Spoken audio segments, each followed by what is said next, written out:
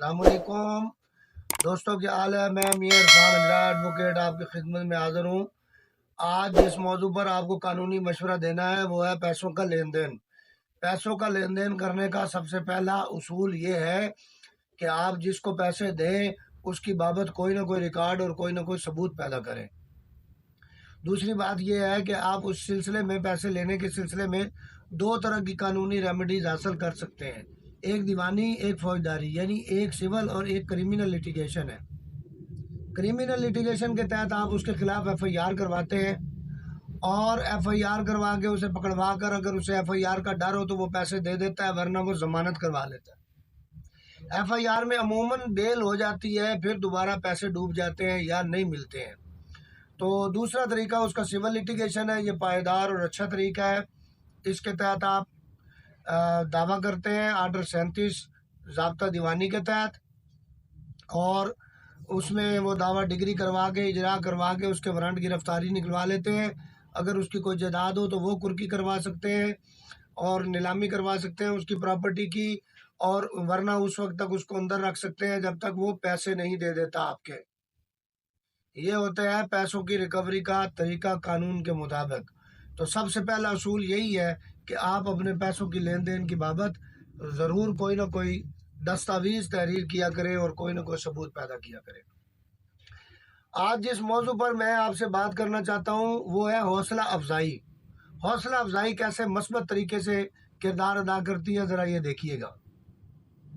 کہتے ہیں جی کہ آج میں بہت اہم موضوع پر بات کرنا چاہتا ہوں جو ہم سب کو بہت متاثر کرتی ہے، ایک ایسی چیز جو ہم سب کے اوپر بہت گہرا اثر رکھتی ہے، جس کی ہم سب کوشش کرتے ہیں لیکن اکثر اس سے محروم رہتے ہیں۔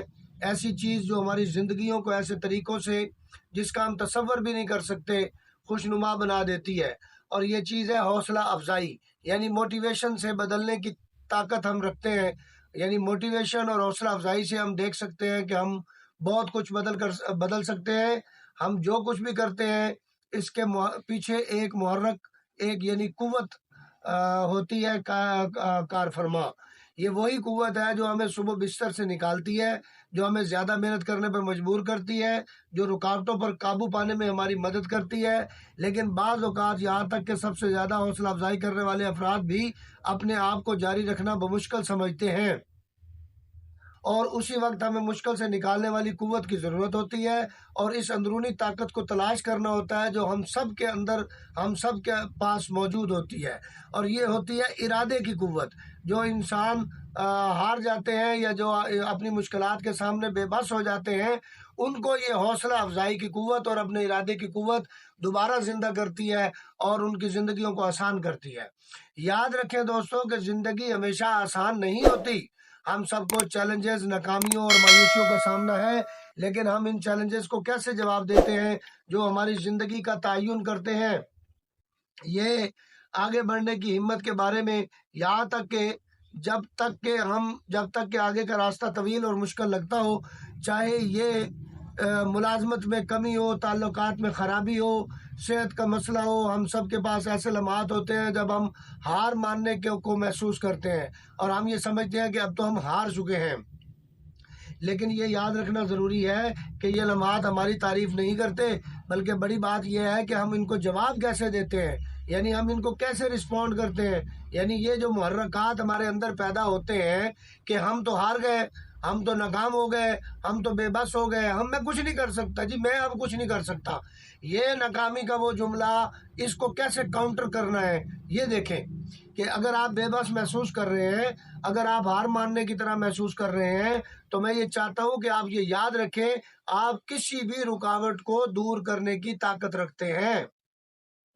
یہاں تک کہ جب یہ ناممکن محسوس ہوتا ہے اور آپ کے اندر عظمت حاصل کرنے کی صلاحیت ہے، اگر آپ صرف اپنے آپ پر یقین رکھتے ہیں کہ زندگی ایک سفر ہے اور ہم سب کے پاس وہ طاقت ہے جو ہم چاہتے ہیں، اور یہ اس اندرونی محرک کو تلاش کرنے کی ضرورت ہے، وہ آگ جو ہمارے اندر چلتی ہے اور اس کا استعمال ہمیں اپنے خوابوں کی طرف بڑھانے کے لیے پیدا ہوتا ہے، یہ آگ اور یہ قوت تلاش کرنے کی ضرورت ہوتی ہے اپنی ذات کے اندر۔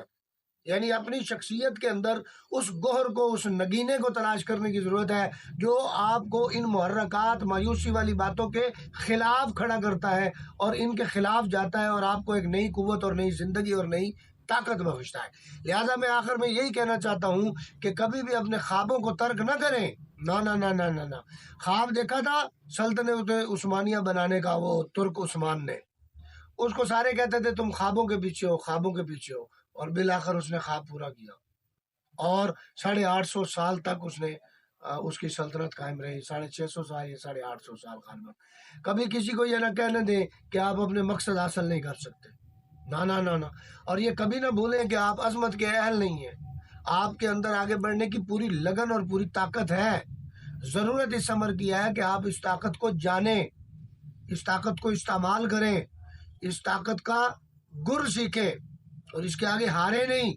لوگ جو کہتے ہیں ان باتوں کو نہیں دیکھنا، وہ کہتا ہے تدبر پہ نہ کر شکوا، مقدر پہ نہ کر شکوا، تدبر آزماتا جا، مقدر پہ نہ کر شکوا، تدبر آزماتا جا، نہ ڈر منزل کی دوری سے، قدم آگے بڑھاتا جا۔